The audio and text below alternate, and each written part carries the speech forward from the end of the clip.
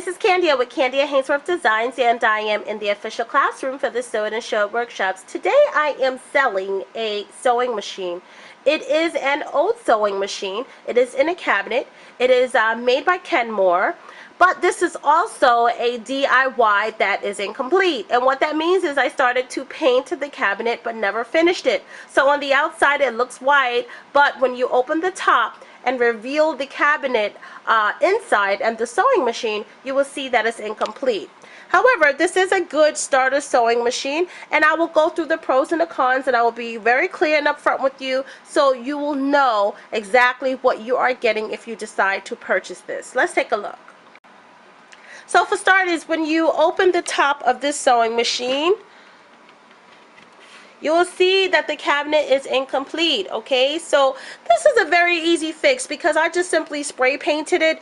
If you are a child and you would like to buy this, you can just ask your mom or your dad to help you, or if you are a teenager, this may be something that you can finish yourself. So for starters, if I was buying this sewing machine, I would take this top off because this top takes up space, even though you want to have, room to lay out your projects. But for the most part, this top takes up a lot of space. So if you're putting this in a corner in the bedroom, it would probably be best if you would take this top off. So anyway, it folds down like so. And I must say that there should have been a stand or something for support. It does not have it. So I have a cabinet here that's just kind of holding it up. But when you get it home, you're not going to have a cabinet that will be holding it up. So there will be no support for this table. And again, it takes up space. So without this sewing machine is fine. You don't need it. Just unscrew these and you will be good to go. But for starters, you can finish the top by simply spray painting it, and spray paint does not cost a lot. It is under $5, and if you use a coupon at some place like Michael's or Hobby Lobby, you could get it for about $3 or so. Okay, so if we are looking at this sewing machine, like I said, it is snug down inside of there, and it has this built-in stand with a ruler on it. And so what happens is you have to remove this to take the sewing machine and pull it up. I'm going to put the camera on the stand so you can see how this works. Okay, so the sewing machine itself just rests snugly down in here, and it is very firm. Okay, so Kenmore built this very well. This sewing machine, it looks to be about maybe 25-30 years old. I could be wrong. I could look up the model number and see when did they manufacture this, but this is not a computerized sewing machine, so that's why I'm guessing that it has to be maybe about 25-30 years old. Okay, so for starters, to release the sewing machine, you would have to release this lever right here, like so, and then pull it up by the handle. Okay, so if I can do that on camera, I'll show you how this is done without the camera falling all over the place. So let's try it. So I'm just going to release it and grab the handle. So I'm holding the handle and I'm releasing it at the same time. And then I'm just going to lift the sewing machine up, and then it rests on the little clamps that they have inside of the cabinet. And then I'm going to take the grid that I removed the ruler earlier and just place it over the sewing machine like so.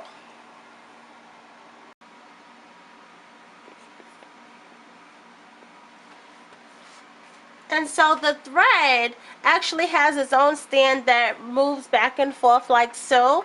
And when you are storing the sewing machine, you want it in this position, parallel to the presser foot. And when you are going to sew and you have reviewed your sewing machine, you want to let it extend out like so.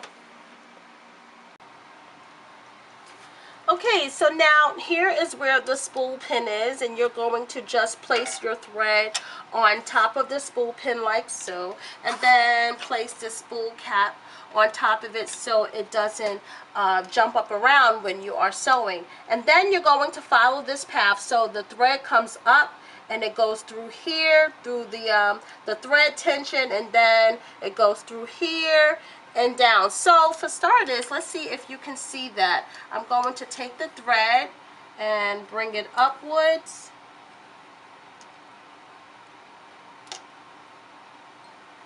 And then around the tension guide, and I'll get a closer look of this, but I just wanted you to see it from a different angle and bring it down. So once again, the thread comes from here, it goes through here, underneath, and now we're bringing it through here. Okay, so you are bringing the thread from here, from the tension guide, right? And then it's going to go down into this little slot right here. Okay, so then you want to make sure that your presser foot is up, and I'll show you how to do that in just 1 second. But you want to put it here in this little slot, like so, and just bring it down. And then what's going to happen is it's going to loop under like so. You want to pull it up, and then it's going to catch. You'll hear it snap, and then you bring it back down like so.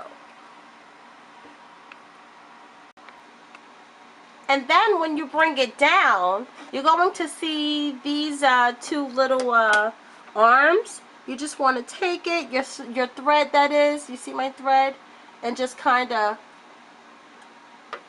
let it catch on. So I just put it through there, and then the arm is like that. So you just want to catch it through there, and then you have to manually thread it through the needle eye. So on the back of this machine, it has a lever guide, and this controls your presser foot. So you press it up to bring your presser foot up, and push it down to bring your presser foot down, bring it up to bring your presser foot up. Okay, so the front of the sewing machine have the power on and off button, as well as the speed button, high and low. Okay, so if you turn the machine on simply by pressing it on, it also turns on the light over the presser foot. Okay, and also it has a back stitch button, as well as the stitch dial. Threading the needle of the eye is really easy, but you want to make sure that your presser foot and your needle is in its highest position. So your presser foot must be up and your needle must be in its highest position. You simply just want to place the thread through the needle and then pull it on the other side once you see that it is. Let's take a look how to load the bobbin. I've already taken the bobbin cover off of the bobbin cavity, and I've taken the bobbin out. You always want to make sure that your bobbin is in a P position, okay? So the extended part is going to be in your left hand, and the head of the bobbin is going to be in your right hand. And even though this is an older machine, it does have that modern technology top-loaded bobbin. So I'm just going to let it slip down in there, and then it has a little slot that I'm going to place the bobbin thread through, and then bring it around like so, and towards the direction of the thread. So that would be backwards like that. Then I'm just going to take the bobbin cover and replace it simply by pairing this notch up and this notch up right here, okay? And it just slides on just like so. And then it snaps into position. And so I'm going to do a test stitch on a piece of fabric so you can see that the sewing machine works. And I don't have just a regular layer of fabric. I have a piece of stabilizer, and then sandwiched in between a piece of batting, and then I have regular fabric. So I'm just going to place it on the throw plate, the presser foot down, put my needle in place, and then just do a couple of stitches.